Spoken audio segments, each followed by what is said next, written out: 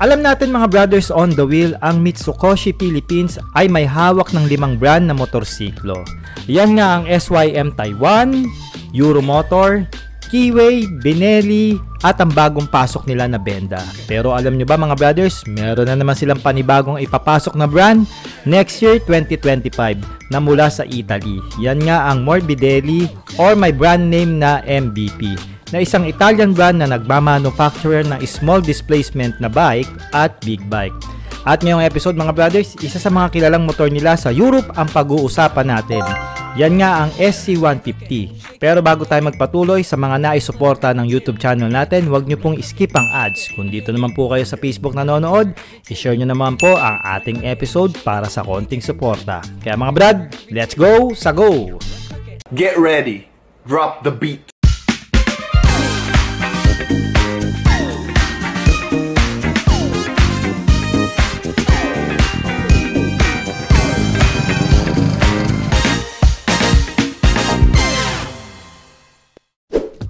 Sa front-facing pa lang na scooter ay very unique and imposing na ang datingan niya dahil sa dominant X-shaped headlight nito na binubuo ng LED lights at samahan pa yan ng daytime running lights for added visibility at syempre forma na rin.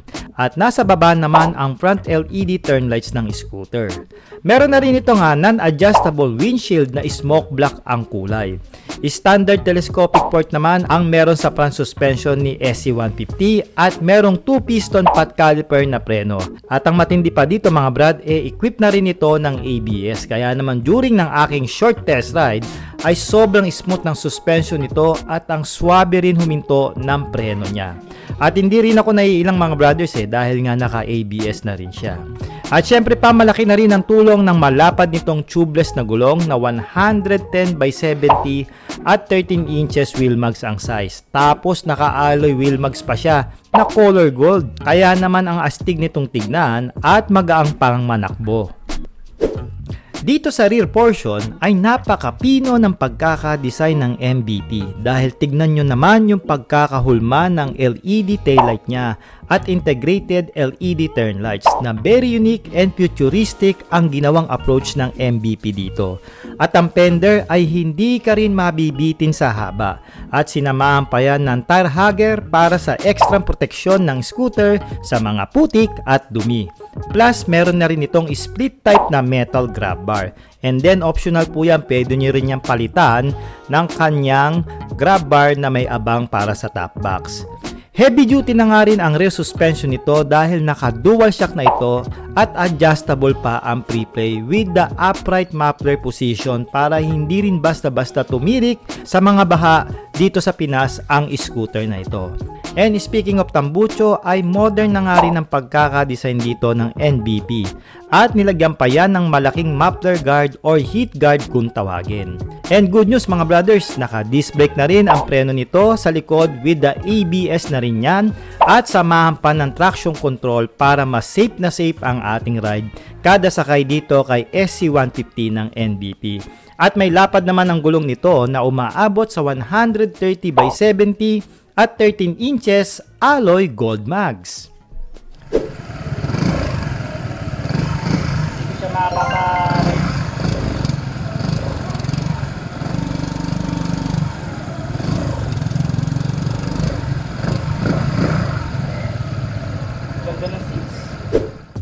Ang comfort nga nitong sakyan mga brothers, dahil unang subok ko pa lang dito ay napangiti na agad ako dahil sa kanyang komportableng seat setup na may taas lang na 790mm na kayang-kaya naman ng isang 5'4" in height na katulad ko. At meron nga itong ground clearance na tumataas ng 140mm na angkop sa mga lubak at humps dito sa Pilipinas. Ang handlebar naman nito ay sakto sa isang katulad ko na merong 20 inches arm reach na nakakapagbigay ng magandang balance at stability pag tumatakbo na ang scooter.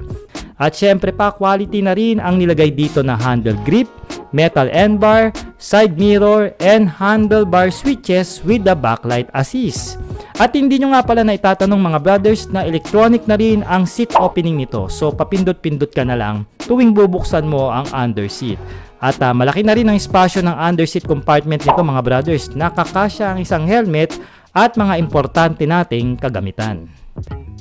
May tank capacity nga ito dito sa floorboard na umaabot ng 11.5 liters at may claim nga ang MVP Philippines dito ng 40 to 45 km per liter in fuel consumption na magdidepende pa rin yan sa rider at sa kalsada na daraanan nyo.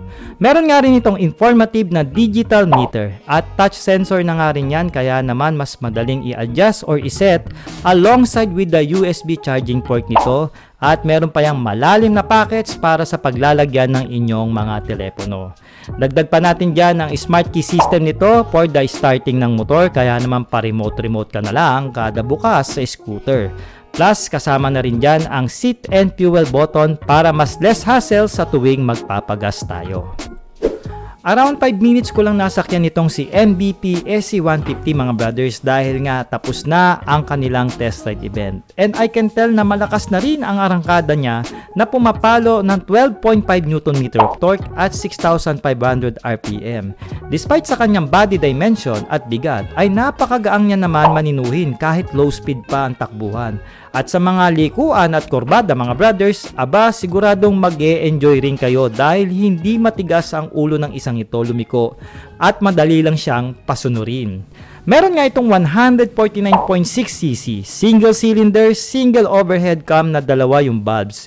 At may 10.6:1 nga pala ito na compression ratio, kaya naman naka-liquid cooled na nga rin ang cooling system ng makina para hindi mag-overheat, especially sa long ride. Mayroon nga rin itong bore stroke na 57.3 by 58 mm. Fuel injected na nga rin ang fuel system nito at may color variant na matte black, matte blue, gloss gray, and gloss white. At alin ba dyan mga brothers ang nagustuhan nyong kulay pagdating dito sa SC150? I-comment nyo na rin sa comment section.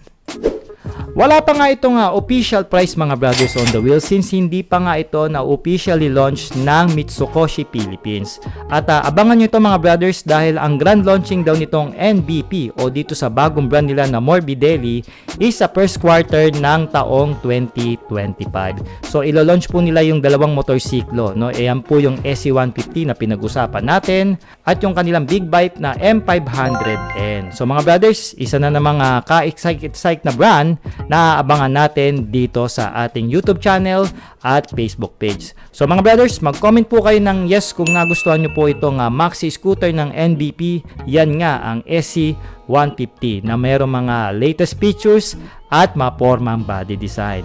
At hintayin nyo mga brad dahil re-reviewin naman natin ang big bike ng MVP sa next episode. So mga brothers, maraming salamat po sa pagsama nyo sa ating review dito sa scooter na ito. Ride safe and cheers!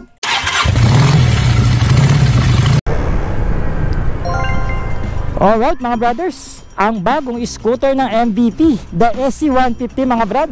Naka ABS, dual channel, naka traction control, electric ang pagbubukas ng upuan, malaking tangke. Wala pa itong official specs tsaka official price mga brothers on the wheel. So ang pwede lang natin gawin dito, initial impression ride at tsaka pakita sa inyo ang mga specs niya na makikita, like ng gulong, pan-suspension, no? Pero yung sa specs ng makina, wala pa tayo makikita rito mga brad kasi hindi pa sila talaga naglalabas. Swerte lang tayo, pinablog na sa atin bago pa nila i-launch sa January, no? So once again, maraming salamat MVP Philippines, ang bagong brand po na hawak ng Mitsukoshi. Napakaganda ng motor, swabing swabe. Feels na feels mo na nagmamaneho ka ng isang maxi scoot na 150. Maliksi kahit malaki katawan niya, magaan tsaka may power. O yan may power din. Maganda ang response ng preno, solid manakbo. Alright, last ikot. Preno again, suabe. Okay,